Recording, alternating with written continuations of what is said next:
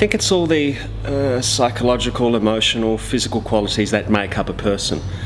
It's almost like the strands and the features of those strands that delineate us from another person.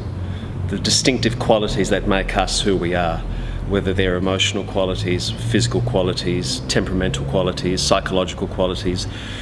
It's almost like a list of features that make us unique. Which is not to say that those features can't be changed, but I think that at the heart of character is a baseline of who we are. And I think that's essentially what you do as an actor. You try and kind of grasp at what makes this significant person unique, physically, emotionally, in terms of temperament. You kind of look at a script and you take out the significant features, and you know, it's what makes someone different from someone else, which is not to say that those things don't change within a play. They do.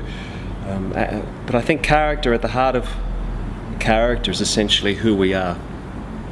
And for an actor, you have to, I think, grasp onto who they are and align those things with the similar or same qualities within yourself. So what you do is, with the animals, you grasp onto the core of what they represent. And you do that with all of the animals. There's a feature with all of them that is quite broader than simply being a characteristic of an animal. They're all fighting for something, they're all fighting against something. So we're latching onto that.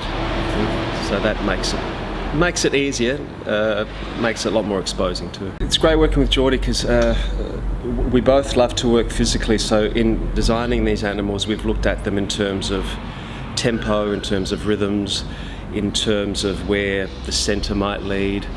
I think the biggest challenge that we've got, for example, there are 4 pigs that have quite a dominant role within the play, and you've got to make them clearly, you know, you have to have a characteristic which clearly defines them as a pig, and yet you have to find qualities in there that make them different from each other.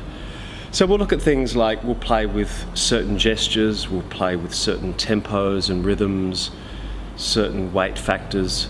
And Orwell's given us some lovely clues. He says, you know, for example, Squealer is rapid, and he's got twinkling eyes, and that boxer is slower in speech. So from those very broad baselines, you'll just start to play with that sketch, and you kind of go, okay, we can just start to experiment. So I think it's really structuring it in terms of, you know, taking it very slowly and looking at things like, does one gesture more with his hands? Is it more in the mouth? Is it more in the nose? And looking at all of these animals and defining what part of the body is key to that particular animal. For example, the horse's head, it could be the pig's trotter, it could be the sound of the chicken, the donkey's jaw. So we've spent a lot of time looking at tempos and rhythms and one distinctive feature of that animal, and then tried to form something quite clear out of that.